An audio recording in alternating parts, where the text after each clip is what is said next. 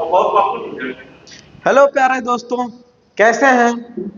मैं नीलकमल सर उपस्थित हुआ हूं अपने ऑनलाइन प्लेटफॉर्म पे लेकर के ईवीएस का नया प्रैक्टिस सेट, जो कि प्रीवियस के आए हुए प्रश्नों का संग्रह है। बड़ा इंटरेस्टेड है, बड़ा रोचक प्रश्नों का संग्रह है। तो आप बने रहिए अंत तक वीडियो में और आनंद उठाइए इस प्रैक्टिस सेट का। आप कोशिश करिए कि मैक्सिमम कितना क्वेश्चन आप कर ले रहे हैं इस प्रैक्टिस सेट का। तो पहला क्वेश्चन आपका आपके स्क्रीन पे आ गया। पहला क्वेश्चन, इसके आंसर देने का प्रयास करिए आप लोग कि इसका क्या आंसर होगा जो आपके स्क्रीन पर दिख रहा है। भारोत्तोलकों को प्राय ज्यादा मांसपेशियां और बॉडी मांस बनाने की आवश्यकता होती है। इस उद्देश्य के लिए उन्हें ऐसा आहार लेने की आवश्यकता है जो से भरपूर हो, यानी कि इसमें जो कार्बोहाइड्रेट, वसा, विटामिन, प्रोटीन है, किससे परिपूर्ण होगा इसका भोजन। जो बॉडी बिल्डर होता है, जो जिम में जाता है, जो अपने बॉडी को बनाता है, वो कैसा भोजन करे कि उसकी बॉडी बनी रहे, ताकतवर बनी रहे। तो इन चार ऑप्शनों में आप देखेंगे तो जो सही उत्तर इसका निकल के आ रहा है वो है आपका, आप कमेंट करके बताइए कि इसका कौन सा उत्तर सही है।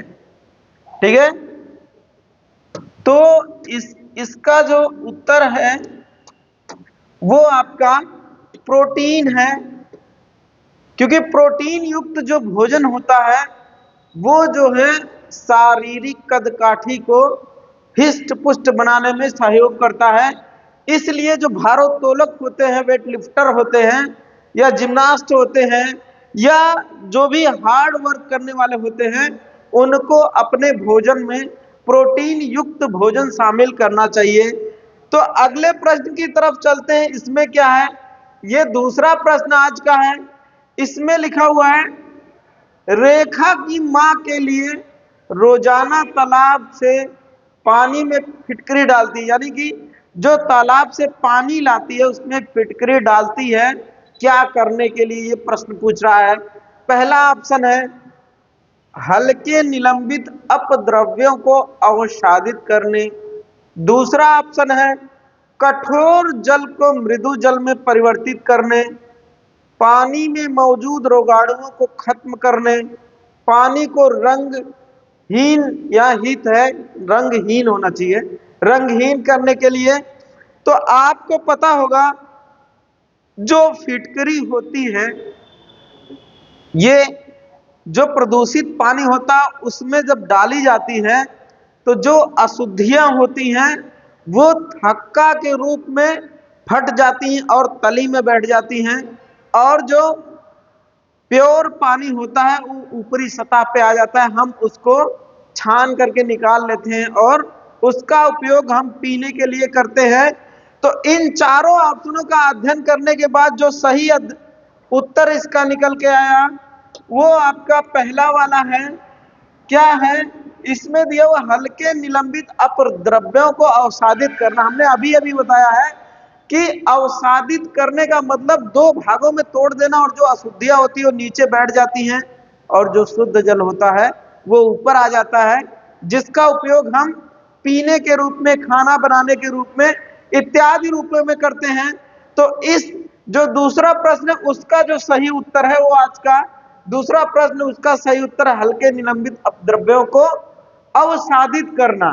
फिटकरी डालने के बाद अशुद्धियां नीचे बैठ जाती हैं अवसाद के रूप में। ठीक है, अगला जो प्रश्न है इसके बारे में आप बताइए, आपके स्क्रीन पे है। खाद्य श्रृंखला की संकल्पना को पढ़ाने में विद्यार्थियों की अधिकतम भागीदारिता के लिए निम्नलिखित में से कौन सी शिक्षण व्यूह रचना सबसे प्रभावी होगी। यहाँ पे एक वर्ड आया हुआ है शिक्षण व्यूह रचना, इसको आप जानिएगा। ये शिक्षण व्यूह रचना क्या होता है। व्यूह का मतलब होता है घेरा या गोलाई होता है, गोलाई में रह करके किसी चीज के बारे में बताया जा रहा है, व्यूह उसी को कहा जा रहा है। आइए देखते हैं इसमें क्या दिया गया है? जो पहला ऑप्शन है ये श्यामपट्ट है, ये श्यामपट्ट है, ठीक है। श्यामपट्ट पर लिखी विभिन्न खाद्य श्रृंखलाओं के सभी उदाहरणों को देखकर लिखने के लिए विद्यार्थियों से कहना। दूसरा है जीवों के, ये भी यहां पे थोड़ा सा मिस प्रिंट हुआ है, ये कार्ड्स है, ठीक है, ये कार्ड्स है, प्ले कार्ड्स बनाना और विद्यार्थियों के समूह को विभिन्न खाद्य श्रृंखलाओं को सोचते हुए उन्हें व्यवस्थित करने के लिए कहना। सी ऑप्शन है विभिन्न अवाओं में चलने वाली संभावित खाद्य श्रृंखलाओं की खोज करने के लिए विद्यार्थियों को कहना। विद्यार्थियों को इंटरनेट से संबंधित जानकारी एकत्रित करने के लिए कहना। तो आप इसका उत्तर बताइए, इस प्रश्न का जो सही है क्या होगा इस प्रश्न का उत्तर? तो नीचे से देखते हैं, ये तो हो ही नहीं सकता। दूसरे पे आते हैं, विभिन्न अवाओं में चलने वाली संभावित खाद्य श्रृंखला, ऐसे ही अवाओं नहीं आवासों में होना चाहिए, ये गलत यहां भी हुआ है। आवासों में चलने वाली संभावित श्रृंखलाओं की खोज करने के लिए विद्यार्थियों को कहना। तो विद्यार्थी किस किस आवास में जाएगा श्रृंखला, खाद्य श्रृंखला खोजने? जीवों के लिए प्ले कार्ड्स बनाना और विद्यार्थियों के समूह को विभिन्न खाद्य श्रृंखलाओं को सोचते हुए उन्हें व्यवस्थित करने के लिए कहना। यह सबसे एग्जैक्ट आंसर है, क्योंकि इसमें व्यू की बात किया जा रहा है और एक एक जानवर का कार्ड लेके एक एक बच्चा खड़ा होगा रिंग में, और उस प्रकरण के द्वारा आप खाद्य श्रृंखला को बड़ी ही अच्छी तरह से समझा सकते हैं। तो इस प्रश्न का जो सबसे उपयुक्त उत्तर रहा वो आपका बी ऑप्शन रहा, जीवों के प्ले कार्ड्स बनाना और विद्यार्थियों के समूह में विभिन्न खाद्य श्रृंखलाओं को सोचते हुए उन्हें व्यवस्थित करने के लिए कहना। तो इस प्रश्न का जो सबसे सही उत्तर निकल के आया वो आपका बी निकल के आया। अगले प्रश्न की तरफ चलते हैं। ये फिजिक्स का प्रश्न है, रेत और नमक के मिश्रण को पृथक करने के लिए प्रक्रियाओं के निम्नलिखित 4 क्रमों में से किसका उपयोग किया जाना चाहिए? यानी कि ये चारों प्रक्रिया जो हैं ये क्या है? इससे जो मिश्रण दिया गया उसको अलग किया जाता है। तो इसमें कोई भी मिश्रण जो होता है या दो से अधिक वस्तुएं होती हैं, वो आपका जब आपस में मिलते हैं तो उसे मिश्रण कहा जाता है। मिश्रण 2 प्रकार के होते हैं, एक समांगी होता है, एक विषमांगी होता है। समांगी वह होता है कि जो दोनों घुलनशील होते हैं वो समांगी होते हैं। विषमांगी वह होता है जिसमें एक दूसरे में दोनों घुलनशील नहीं होते हैं। तो यहाँ पे इनका वर्णन नहीं किया गया, बस दिया गया है रेत और नमक। अब रेत और नमक इसका मिश्रण दोनों को कैसे हम अलग करेंगे उस विधि के बारे में पूछ रहा है, जिसमें 4 विधियां हैं। 4 विधि लगा के इनको अलग किया जा सकता है, उसका क्रम पूछ रहा है। तो पहला ऑप्शन देखते हैं, इसमें वाष्पन दिया हुआ है। क्या दिया हुआ है? वाष्पन, अवसादन, निस्तारण, निस्यंदन, ठीक है। अब दूसरे को चेक करते हैं, निस्तारण, अवसादन, वाष्पन, निस्यंदन। तीसरा है अवसादन, निस्तारण, निस्यंदन, वाष्पन, निस्यंदन, निस्तारण, वाष्पन और अवसादन। मिला जुला के सभी इसमें चारों ऑप्शन में चारों विधि दी हुई है, लेकिन एक विधि से ये कंफर्म है कि ये 2 ही पदार्थ नहीं है बल्कि 3 पदार्थ हैं, जो कि इसमें दिया हुआ है। क्या है? वाष्पन। इससे आप देखेंगे वाष्पन यहां भी है, यहां भी है और यहां पर भी है और यहां पर भी है। इसका मतलब यह है कि इस मिश्रण में जल भी मिला हुआ है, ठीक है। इस मिश्रण में रेत, नमक और पानी तीनों का ये मिश्रण है, ठीक है। क्योंकि वाष्पन चारों ऑप्शन में दिया हुआ है और चारों मेथड में है। इसका मतलब है कि इसमें जल भी मिला हुआ है। अब इस आधार पे इसका आप निकालिए आंसर की कौन सा आंसर सही है। वाष्पन, वाष्पन के द्वारा तो ठोस और जल को अलग किया जाएगा, ठीक है। तो ये अवसादन, अवसादन का मतलब अभी हमने बताया कि कोई ऐसा पदार्थ डाला जाए कि जो अशुद्धियां हो वो नीचे बैठ जाए और जल ऊपर आ जाए। फिर उसके बाद है निस्तारण। निस्तारण तो निथार करके किया जाता है। और निस्यंदन जो होता है, ये जो आपका ठोस होता है उसको जो है तरल से अलग किया जाता है, या गैसीय तरल से ठोस को अलग करने की जो प्रक्रिया और निस्यंदन या फिल्ट्रेशन कहलाती है। तो इस पूरे ऑप्शन का अध्ययन करने के बाद जो सबसे सही उत्तर इसका निकल के आया वो आपका डी है कि पहले निस्यंदन की प्रक्रिया होती है, फिर निस्तारण की प्रक्रिया होती है, फिर वाष्पन की प्रक्रिया होती है, फिर अवसादन की प्रक्रिया होती है।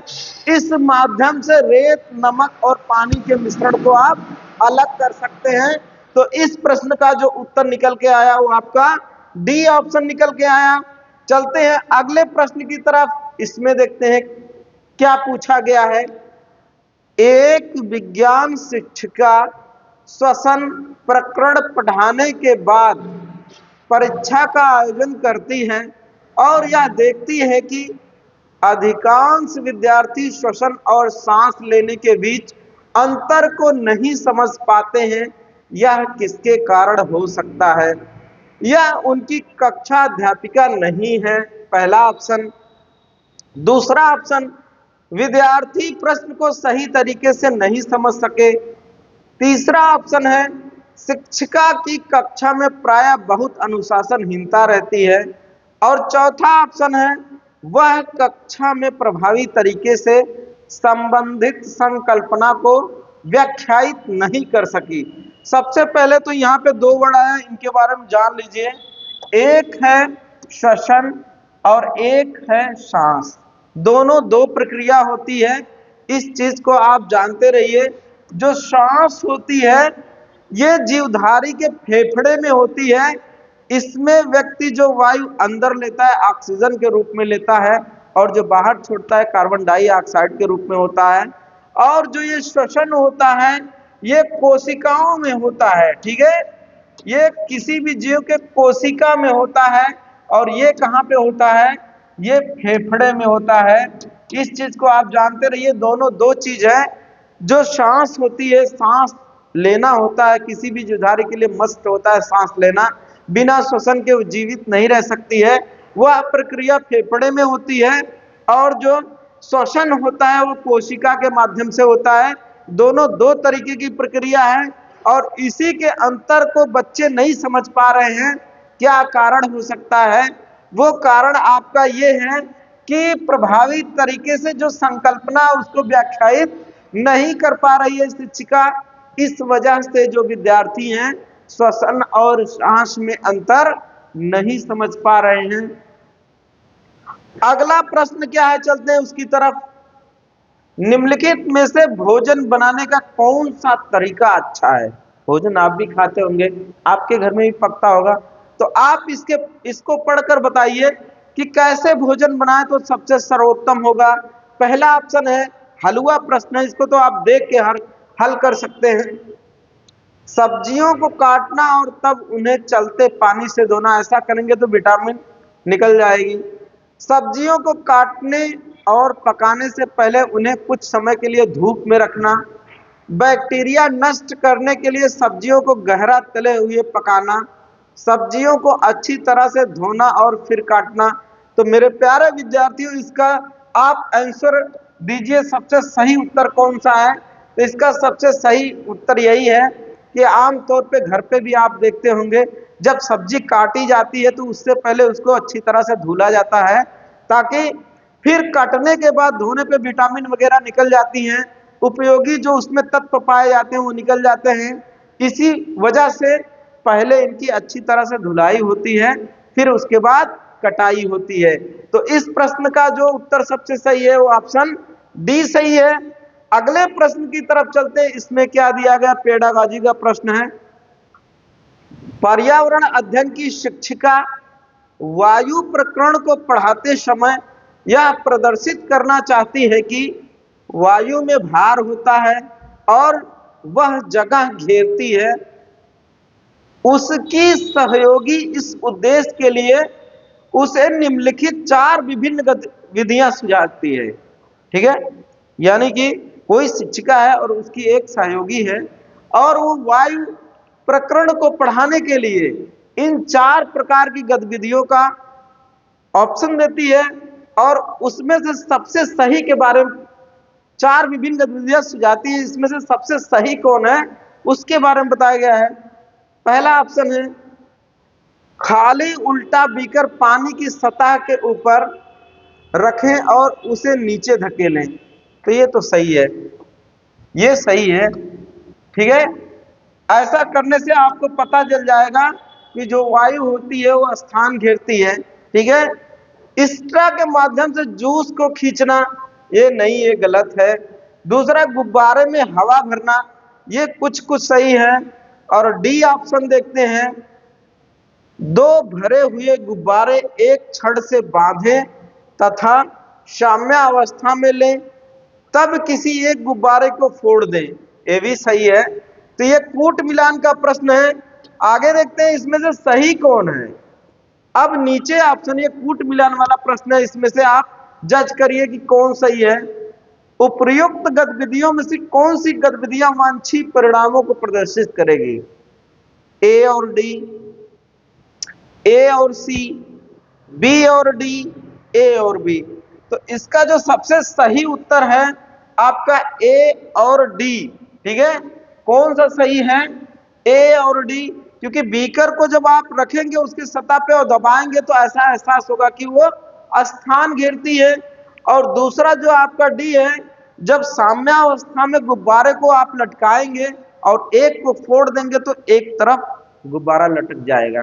तो इस वजह से इस प्रश्न का जो उत्तर निकल के आया वो ऑप्शन ए निकल के आया। दूसरा प्रश्न क्या है उसके बारे में देखते हैं। पोल्यूशन से है। वायु प्रदूषण प्रकरण पढ़ाने के लिए 4 अलग अलग विज्ञान शिक्षक 4 तरह की शिक्षण पद्धतियों का प्रयोग करते हैं। निम्नलिखित में से कौन सी पद्धति सबसे ज्यादा उचित है। 4 शिक्षक हैं, वो चारों 4 प्रकार की पद्धति का प्रयोग करते हैं। किसके लिए, वायु प्रदूषण को पढ़ाने के लिए। क्या है उनकी पद्धति। ए ऑप्शन, विद्यार्थियों को वायु प्रदूषण पर वृत्त चित्र दिखाना। चलिए, बी ऑप्शन, विद्यार्थियों से कहना कि वे दीपावली से पहले और बाद में वायु के नमूने इकट्ठा करें और उनकी गुणवत्ता का अध्ययन करते हुए निष्कर्षों को सारणीकृत करें। चलिए, सी ऑप्शन है, विद्यार्थियों को पाठ्य पुस्तक में से प्रकरण का सस्वर पठन करने के लिए कहना और संकल्पना शब्दावली का अर्थ स्पष्ट करना। डी है, प्रकरण पूरा करने के बाद अभ्यास में दिए गए सभी प्रश्नों के उत्तर लिखना। तो मेरे प्यारे विद्यार्थी, इसमें से ये भी सबसे पहले गलत है दोनों, क्योंकि इसमें सस्वर पठन की बात किया जा रहा है और इसमें प्रकरण पूरा करने के बाद अभ्यास में दिए सभी प्रश्नों के उत्तर लिखना कह रहा है। तो ये दो तो ऐसे ही गलत हो गए। 2 आते हैं, इसमें से सबसे मोस्ट जो आपका आया वो आपका ये वाला आया।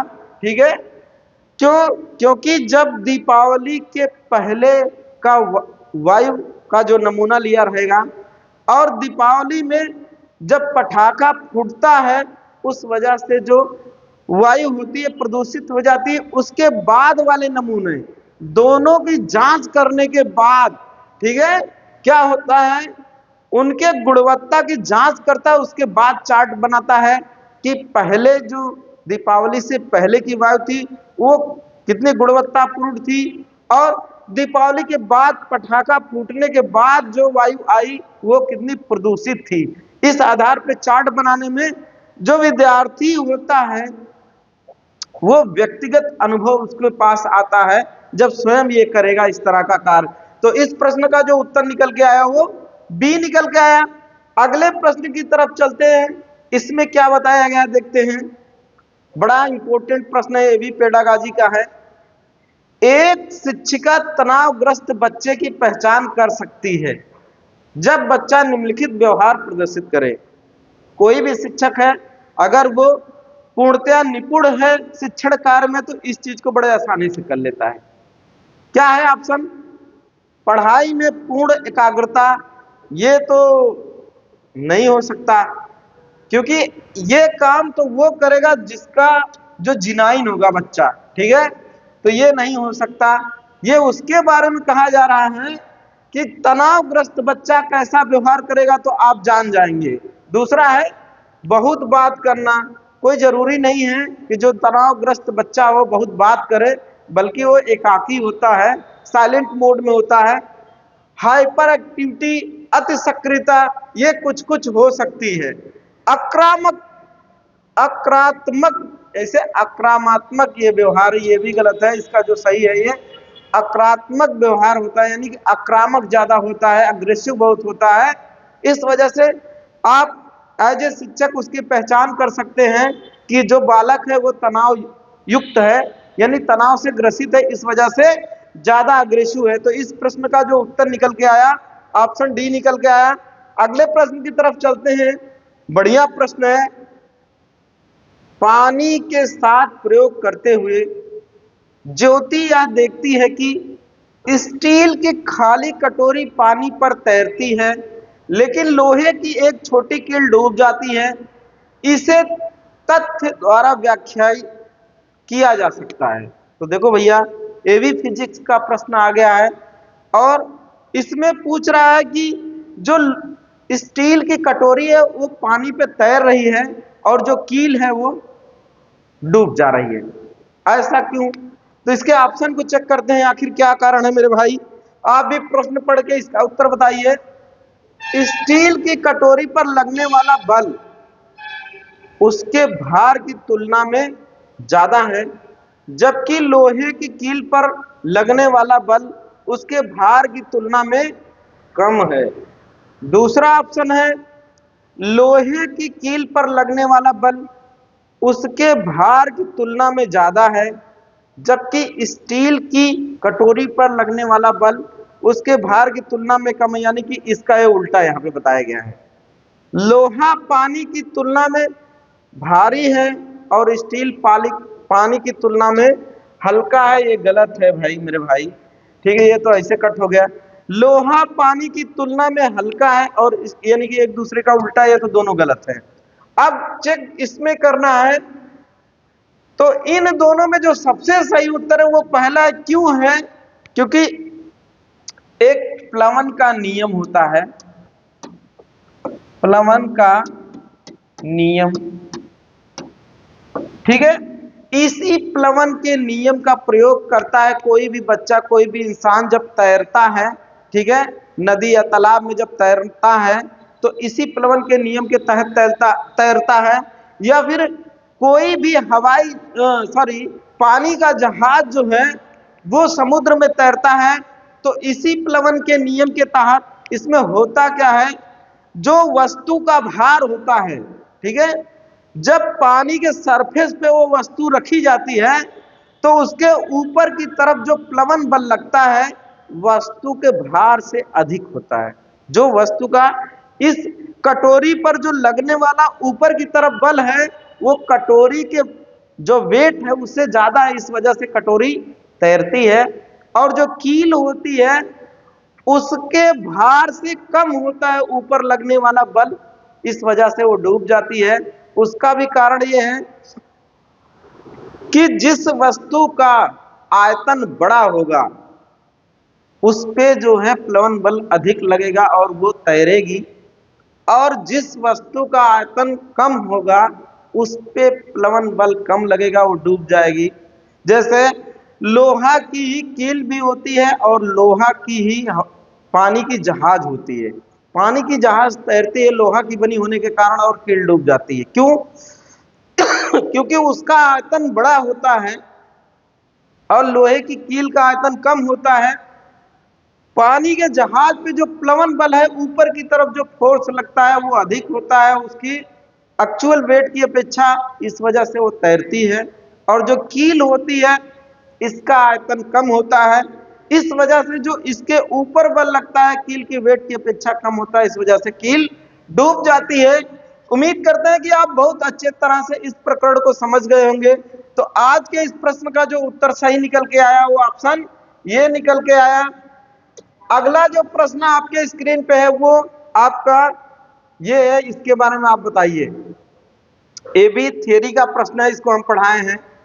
निम्नलिखित में से जीवन प्रक्रिया का कौन सा युग्म पेड़ पौधों और जीव जंतुओं दोनों में मिलता है? ठीक है, प्रजनन और भोजन बनाना संभव दिख रहा है।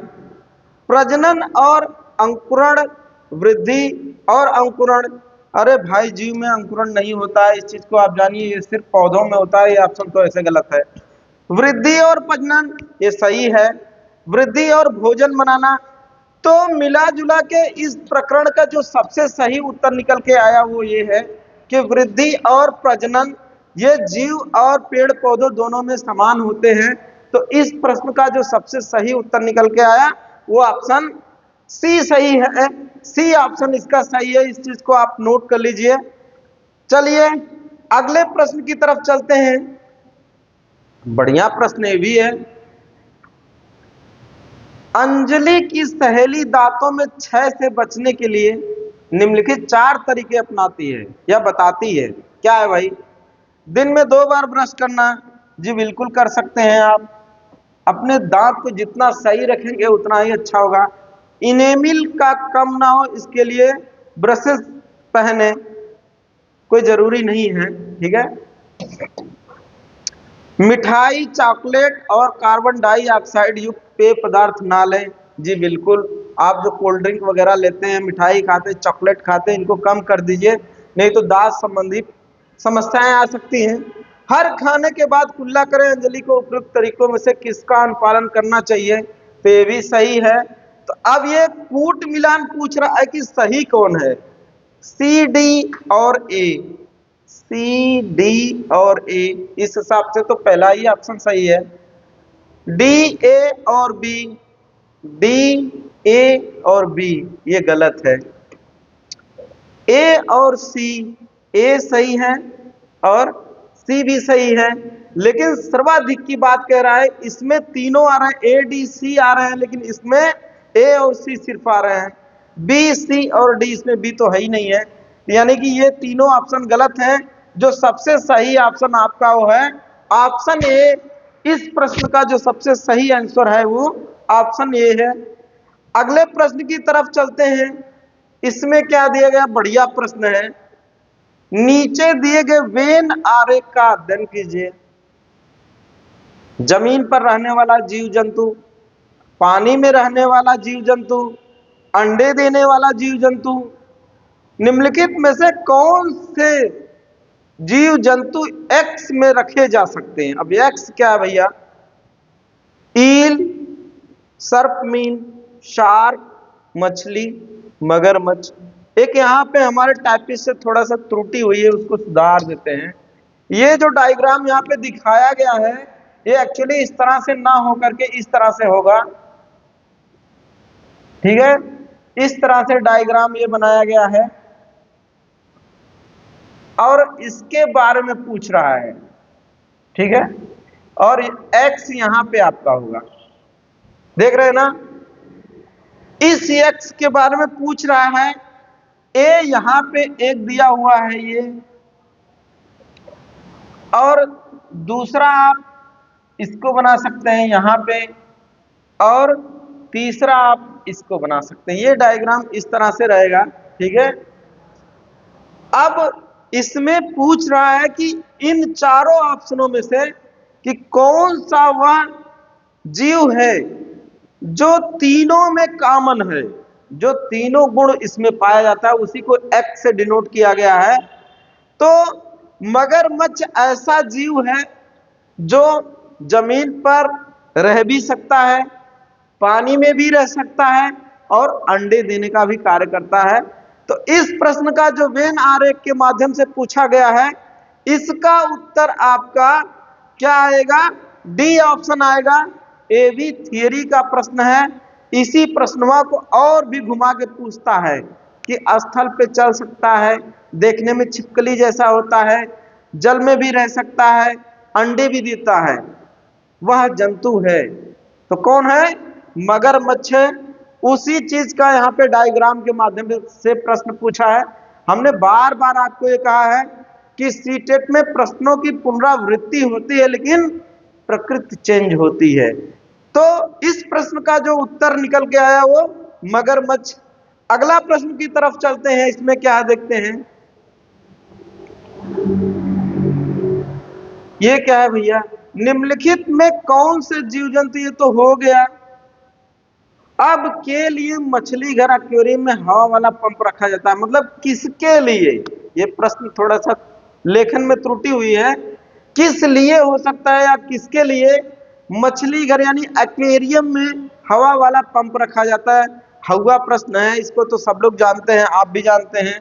इस प्रश्न का उत्तर बताइए कौन सा सही है। पहला है जलीय पौधों को अधिक कार्बन डाइऑक्साइड उपलब्ध कराने के लिए, अधिक ऑक्सीजन को पानी में घुलने देने के लिए, मछली घर की शोभा बढ़ाने के लिए, पानी को साफ रखने के लिए। तो दोनों ऐसे है।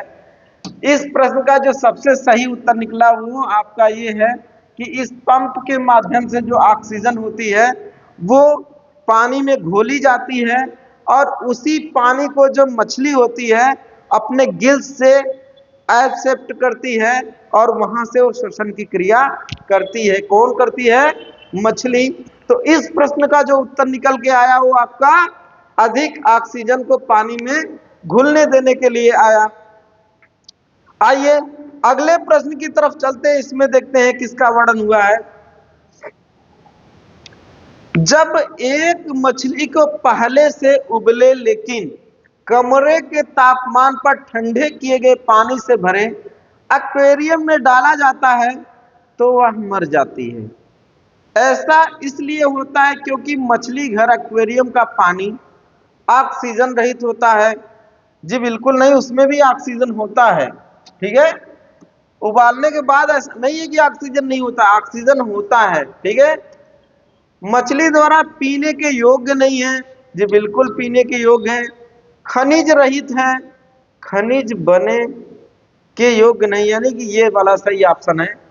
ठीक है, जो पानी होता है जब उसको उबाल दिया जाता है तो उसमें पाए जाने वाले जो मिनरल्स होते हैं वो खलास हो जाते हैं, यानी खत्म हो जाते हैं। और जो मछली होती है उसकी प्रकृति होती है कि पानी को गिल्स से, यानी कि जो उसका गलफड़ा है उसके माध्यम से अंदर लेती रहती है और उसी से मिनरल को भी इकट्ठा करती रहती है और श्वसन की भी क्रिया करती रहती है। तो आज का जो ये 15 क्वेश्चन था आपको कैसा लगा कमेंट बॉक्स में कमेंट करके जरूर बताइएगा। मिलते हैं अगले वीडियो में, तब तक के लिए नमस्कार, जय हिंद।